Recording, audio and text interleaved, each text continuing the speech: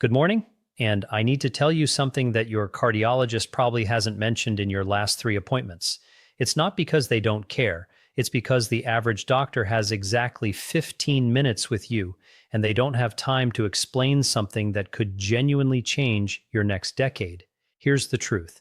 If you're taking one of the two most commonly prescribed blood pressure medications right now, and nobody has ever explained to you which one is actually safer for your aging body, then you're flying blind on one of the most important health decisions you're making every single day. I've spent 20 years in clinical medicine. I've watched patients transform their lives by getting this one decision right. And I've watched others spend years exhausted, dizzy, or swollen, taking a medication that was sabotaging them without anybody realizing it. So today we're going to answer the question nobody asks. Between Amlodipine and Metoprolol, which one actually belongs in your morning routine? The difference we're talking about isn't small. It's the difference between keeping your independence at 75 and losing it to your medication. It's the difference between remembering your grandchild's name and struggling to hold on to it. It's the difference between walking to your car on your own terms and sitting on the sidelines watching life happen. If you're currently taking either of these medications, type the word "safer" in the comments right now.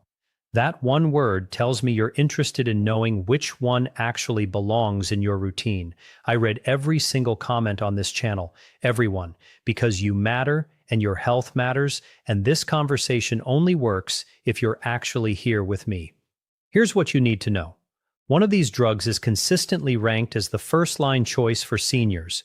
The research is crystal clear about this. But the other one? The other one is prescribed just as often, sometimes more often, even though it carries a completely different risk profile. Most people get whichever one their doctor prescribed first, and they never question it. Nobody explains to them that the medication working for their neighbor might actually be dangerous for them. Nobody walks them through the mechanism. Nobody tells them the difference in how their aging body processes these drugs. By the end of this video, you're going to understand exactly why that matters. You're going to know which medication was designed for your specific situation, and more importantly, you're going to know how to ask your doctor the 5 questions that actually matter. Before we compare these two medications side by side, you need to understand something fundamental, because without this, everything else today won't land the way it should. Here's the brutal truth. The way your body handles blood pressure medication at 72 is fundamentally different from how it handled the same medication at 52. Not slightly different, profoundly different. And most doctors don't have time to explain why. Let me walk you through exactly what changes after 60. After the age of 60, your artery walls begin to stiffen. They lose the elastic flexibility they had in your younger years. This means your systolic pressure, that's the top number, becomes increasingly difficult to control. But that's just the beginning of what changes. Your liver, the organ responsible for breaking down nearly every medication you take, slows down. Drugs stay in your system longer. They accumulate at higher concentrations. A dose that was perfectly safe at 55 can quietly become excessive at 73 without anyone adjusting it. Your kidneys filter more slowly. Your nervous system responds less quickly to sudden drops in blood pressure, which is why standing up too fast can send you crashing to the floor while a younger person barely notices.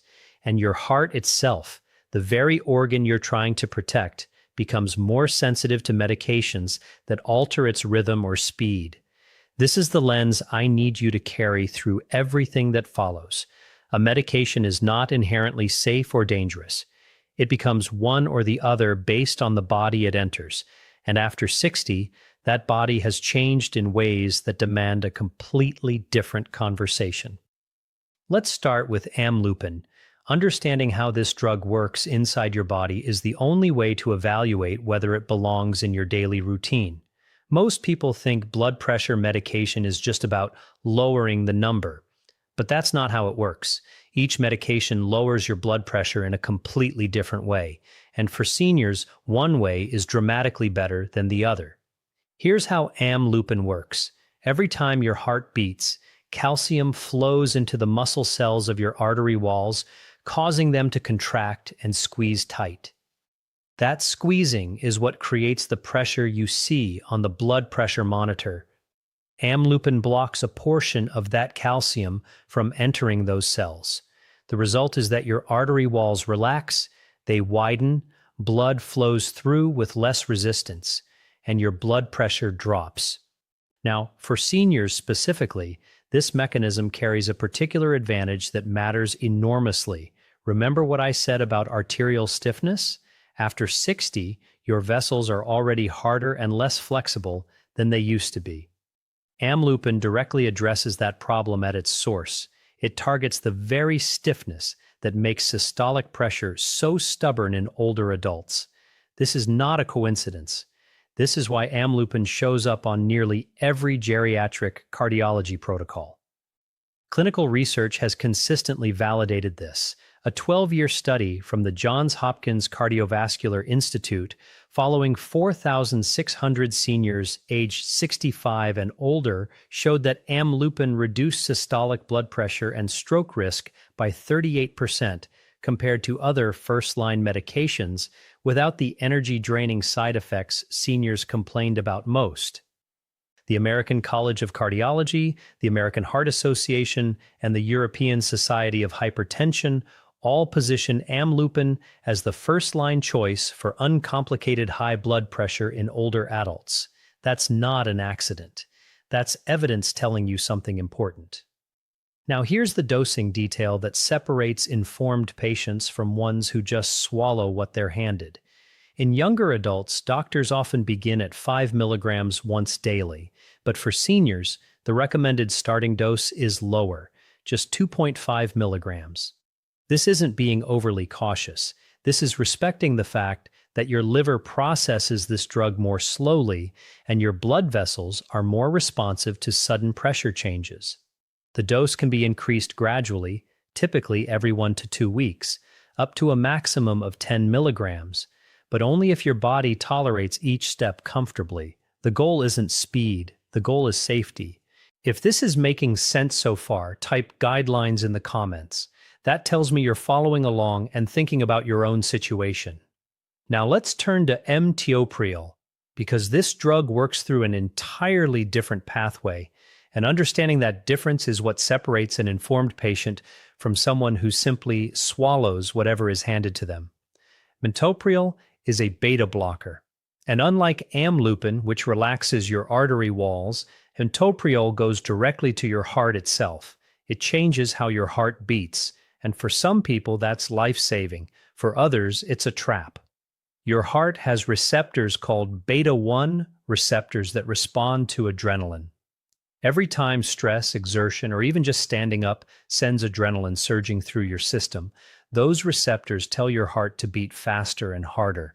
That faster, harder beating is what drives your blood pressure up. Metoprolol blocks those receptors. The heart slows down. Each beat becomes less forceful. And because the heart is pumping with less intensity, the pressure inside your blood vessels drops. For seniors who have already suffered a heart attack, who are living with heart failure, or who are managing an irregular heartbeat, this protective effect on the heart muscle can be genuinely life-saving. Metoprolol reduces the oxygen demand on a heart that is already under strain. In these specific situations, it's not just a blood pressure medication, it's cardiac armor. But, and this is critical, this same mechanism that protects a damaged heart can devastate a healthy one. It can drain your energy. It can slow your heart to dangerous levels, and that's where the problem emerges. The evidence on this is clear. Clinical trials show that Metoprolol is effective at reducing blood pressure. But when you zoom in on seniors without prior heart damage, the picture shifts dramatically. A landmark study from the University of Pennsylvania involving 8,300 seniors found that Metoprolol showed no superior benefit for stroke prevention compared to other medications, yet reported fatigue in 43% of participants. That's nearly half. More troubling, seniors on Metoprolol who had to stop suddenly reported dangerous rebound effects. sudden spikes in heart rate and blood pressure that could trigger chest pain or worse. This is why abrupt withdrawal is absolutely prohibited. Doctors typically start Metoprolol at 25 to 50 milligrams of the succinate form, significantly lower than what a younger adult might receive.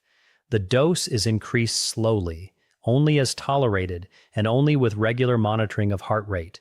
But here is the one rule that I need every single person watching this to understand. You must never stop Metoprolol suddenly. Abrupt withdrawal can cause a dangerous rebound effect, a sudden surge in heart rate and blood pressure that can trigger chest pain, a cardiac event, or worse. Any change must be gradual and supervised by your doctor. If you're considering switching medications, you don't do it on your own. This is non-negotiable. Eleanor is 69 years old, a retired school teacher from Ann Arbor, Michigan. Sharp mind, active lifestyle. She'd been taking Metoprolol for 3 years because her doctor said it was standard treatment. Over time, she developed crushing fatigue.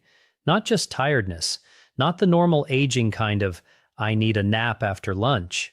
This was a heaviness that made her feel like she was wading through water every single moment of every single day. She told me it felt like someone had turned down the dimmer switch on her entire life. She couldn't garden anymore. She stopped going to book club. She told her daughter she was too exhausted to help with her grandkids. For 3 years, she thought this was just aging. She thought this was what 69 felt like. Her daughter, frustrated and concerned, brought Eleanor to my clinic. We looked at her medication list. One name stood out, Metoprolol. We discussed it. Eleanor decided to switch to Amlodipine. We did it carefully, gradual tapering of the Metoprolol over 4 weeks, slow up-titration of the Amlodipine, monitoring every step. Within 2 weeks of the Metoprolol being out of her system, the fog lifted. Eleanor told me it felt like waking up from a long sleep. Her energy came back. She went back to book club. But here's where the story gets important. Within 6 weeks on the new medication, her ankles swelled so badly that she couldn't fit into any of her shoes. She told me, "It feels like trading one prison for another." Eleanor's story illustrates the central truth of this comparison. Neither drug is universally safer. Each one carries a distinct set of side effects that affect people differently depending on the body receiving it. Amlodipine's most common issue is peripheral edema, swelling in the ankles and feet. Here's why. The drug relaxes arteries but not veins equally. Fluid pools in your lower body under the force of gravity.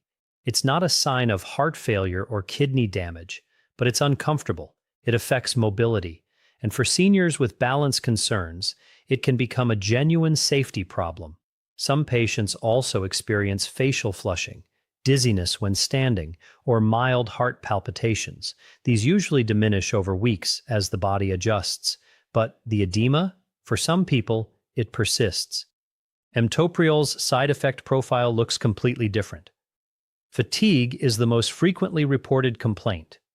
Patients describe a heaviness, a loss of drive that seeps into every part of their day. Depression and sexual dysfunction are also documented. It can also slow the heart rate below safe levels, causing lightheadedness or fainting spells. And in seniors with lung conditions like COPD or asthma, Metoprolol may restrict breathing even at moderate doses. If you have breathing problems, Metoprolol might not be safe for you at all. Now we enter territory that I genuinely believe is the most underappreciated danger in senior healthcare today, because the risk of either medication doesn't exist in isolation. It exists in the context of every other pill sitting in your medicine cabinet. The average adult over the age of 65 takes 4 or more prescription medications every day. Many take 6, 8, even 10. Each one was prescribed individually, often by different doctors. Each one was considered safe on its own. But when these drugs share the same metabolic pathways inside your body, they begin competing with each other. And that competition can turn a safe medication into a dangerous one without anyone noticing. Amlodipine is processed in your liver by a specific enzyme called CYP3A4.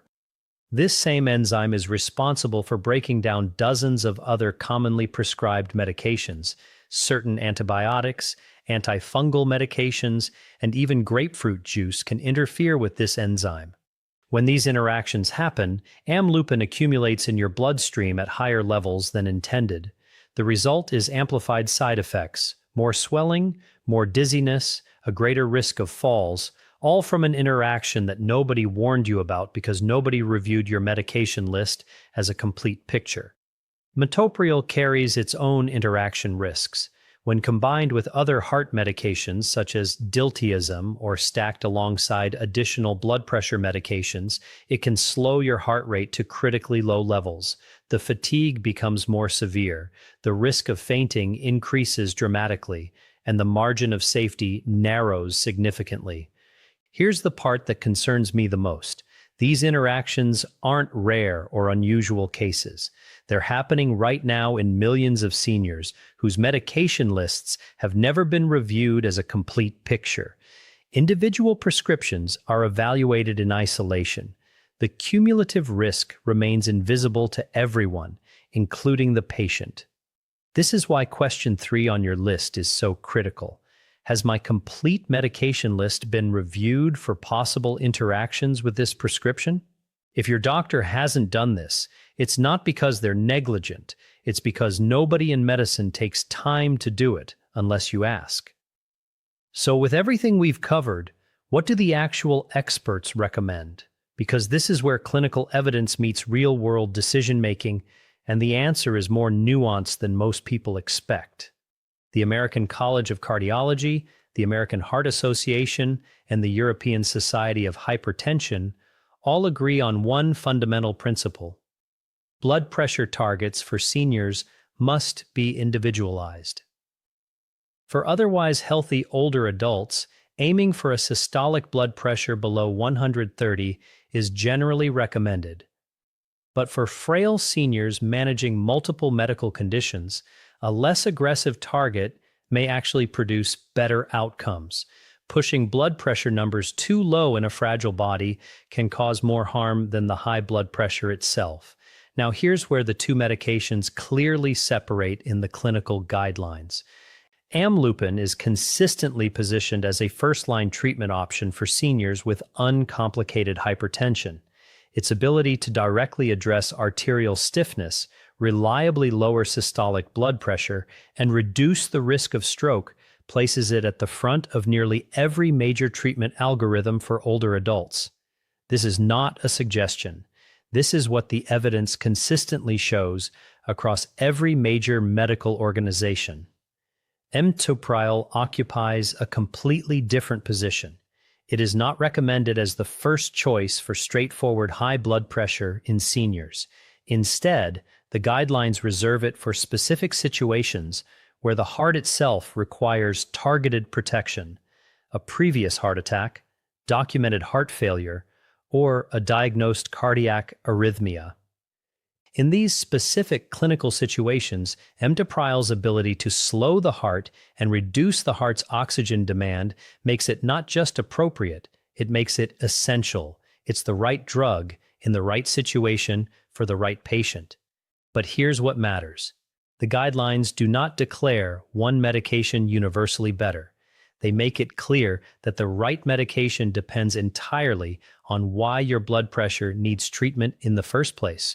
The diagnosis behind the prescription matters just as much as the prescription itself. So let me answer the question you came here for. Between amlodipine and metoprolol, which one is actually safer for seniors? Here is the honest answer. Neither medication is inherently safer. The safer medication is the one that matches your specific body, your specific heart, and your specific health history. Amlodipine is a stronger choice when your primary issue is high blood pressure caused by stiff aging arteries, and there is no underlying heart condition that requires additional protection. Metoprolol becomes a stronger choice when your heart has already been damaged, when your heart rhythm is unstable, or when reducing the heart's workload is the priority above everything else. But knowing this is not enough, you need to walk into your next appointment prepared to have the conversation that ensures your doctor is making this decision with your complete health picture in mind. Here are 5 questions I want you to write down, save on your phone, and bring to every medication review from this day forward. 1. Based on my specific health profile, is this medication the most appropriate first-line option for someone my age? 2. What side effects should I watch for during the first 4 weeks, and at what point should I contact you? 3. Has my complete medication list been reviewed for possible interactions with this prescription? 4. What is my target blood pressure, and has that target been adjusted for my age and overall health condition? 5. How often should we reassess whether this medication is still the right fit for me? Is there a point where we should consider lowering the dose or switching to another medication?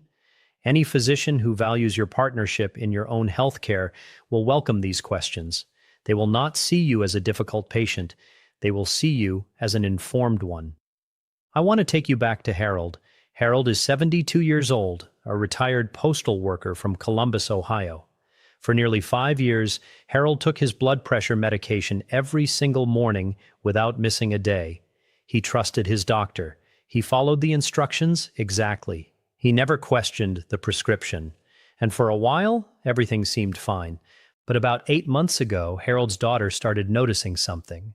Her father, a man who used to walk 3 miles every morning before breakfast, was now sitting in his recliner by 10 a.m., exhausted. He stopped going to the hardware store on weekends. He told his grandchildren he was too tired to play in the yard. One Tuesday afternoon, Harold stood up from his kitchen chair and his legs buckled underneath him. He grabbed the counter just in time to stop himself from crashing to the floor. His heart rate, when his daughter checked it, was 46 beats per minute. His family assumed it was just aging. His doctor had never once mentioned that this could happen. But here's the truth that changed everything for Harold. It was not his age stealing his energy. It was his medication. Quietly, invisibly, one pill at a time, slowing his heart to a level his body could no longer safely sustain. Harold was taking Metoprolol. After that frightening afternoon, Harold's daughter insisted on a complete medication review. His doctor looked at the entire picture, his medical history, his heart function, all of his other prescriptions, and made a carefully supervised transition from Metoprolol to Amlodipine, beginning with a conservative starting dose of 2.5 milligrams. The transition was gradual, closely monitored, adjusted over several weeks. This is important. We didn't rush it. We respected his aging body. Within 2 months, Harold's resting heart rate returned to a healthy range. His energy came back in a way his daughter described as watching someone wake up from a long sleep. He started taking his morning walks again. He went back to the hardware store on Saturdays. He got down on the floor and played with his grandchildren for the first time in more than a year. Harold's story is not a miracle. It is what happens when a medication decision is made with the right information, the right questions, and the right partnership between a patient and their doctor. Your blood pressure medication is not a small detail that should be managed on autopilot. It is a decision that deserves your full attention, your active involvement, and your doctor's careful consideration of who you are today, not who you were when the prescription was first written. I want you to think about something. You've been living with high blood pressure. You've been managing it. You've been taking your medication. And at some level, you might feel like you're fighting against time, trying to turn back the clock, trying to be who you were at 50. But that's not what this is actually about. This is about something more important, making the most extraordinary possible use of the time the clock still has left. Not living in a battle with your body, living in partnership with it. It's the difference between asking, how do I slow down aging? And asking, what do I actually want to be doing every single day for the next 15 years? Those are completely different questions. And the second one is the one that matters. Think about what you want your life to look like. Carrying your own groceries, remembering your grandchildren's names without having to think about it, driving to appointments on your own, walking down the street without fear of falling. laughing until your eyes water at dinner with people you love. Those aren't small things. That's your life. And the right medication, matched to your specific body, your specific history, your specific heart, is the tool that keeps those things possible. The wrong medication? The one nobody explained to you? That's the thing that steals those moments away, one day at a time, until you realize you've spent the last year watching life happen instead of living it. Here is what I need you to hear. It is never, ever too late to begin.